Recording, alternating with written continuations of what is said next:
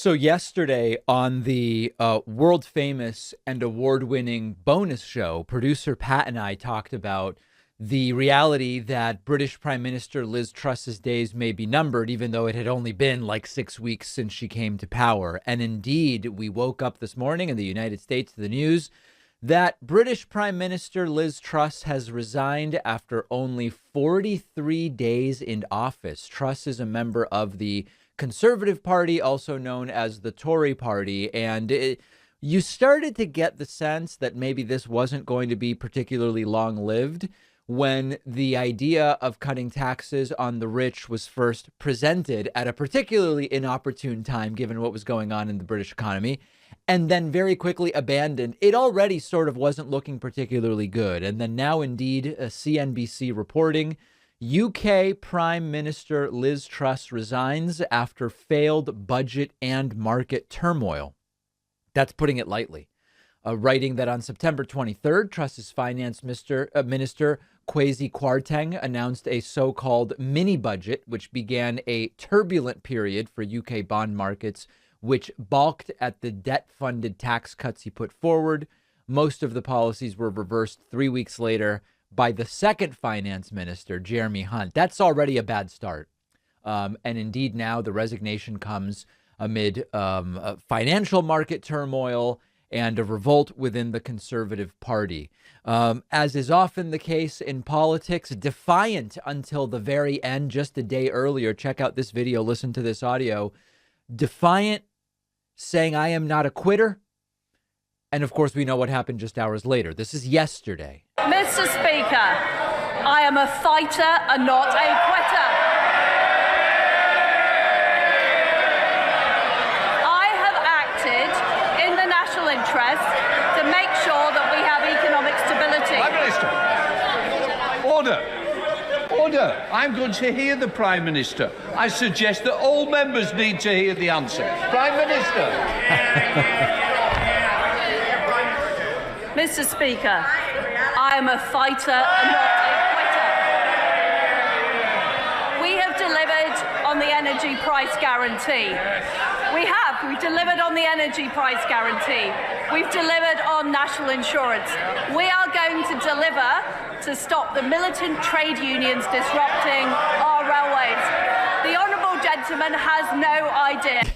And of course, ultimately, what she delivered was a resignation announcement this morning, very early U.S. time, morning time in the UK. Let's take a look at that. How quickly political fates can, of course, reverse.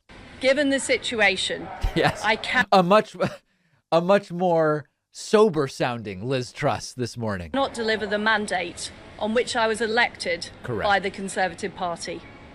I have therefore spoken to His Majesty the King to notify him that I am resigning as leader of the Conservative Party. Wow.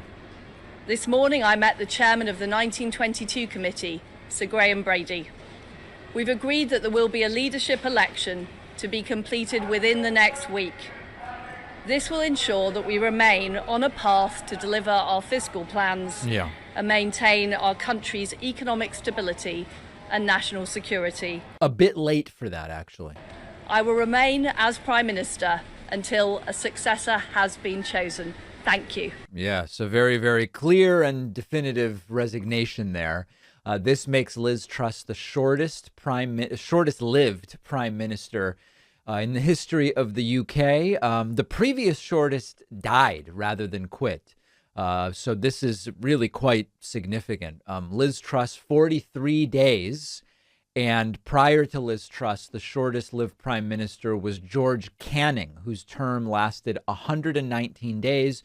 You have to go back to the period April 12, 1827, to his death on August 8, 1827. Now, one perspective on all of this is that this is really less about Liz Truss and Boris Johnson than it is about the disconnect between the Conservative Party and the majority of the people in the United Kingdom. And the idea is that Truss was essentially a scapegoat. And so you could kind of take it step by step. Well, the Tory party has been the Tory party for a long time. Of course, tax cuts for the rich. It's like Republicans in that sense. No matter what you see, no matter what nail or screw or tile or piece of flooring you see, your only tool is a hammer. So you figure, well, I'll take the hammer to whatever it is, even if it doesn't make sense to start hammering a tile. And the Boris Johnson resignation was more about his particular bad acts than it was about policy. But then sort of seeing the writing on the wall and that this is really not the time economically for someone with this policy.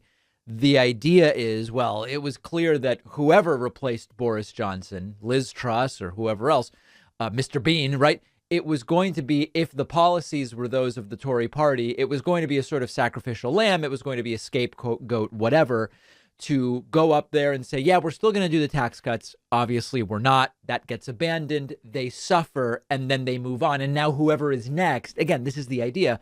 Whoever is next now won't suggest the tax cuts for the rich, which would be particularly ill-timed right now. And maybe we'll be able to have a longer tenure.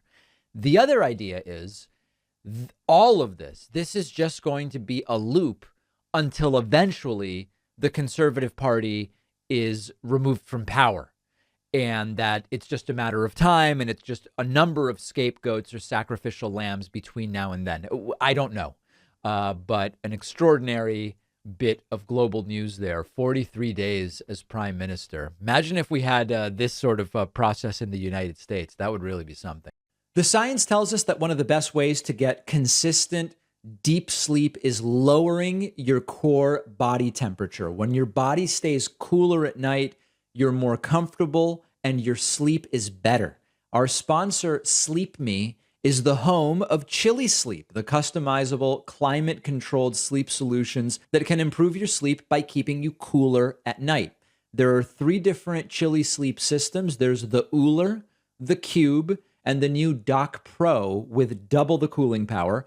All 3 systems are water-based, temperature-controlled mattress toppers that fit over your existing mattress to provide you with your ideal sleep temperature. You can go as cool as 55 degrees. You can go really hot if you want. I keep mine at 60, beautiful temperature for me. Don't wake up hot and sweaty. Chili Sleep keeps me asleep all night. It feels great. I didn't know it was possible to love sleeping even more than I already did. Go to sleep.me/Pacman to learn more and get 25% off your new Chili Sleep system. Click the link below to start staying cool at night.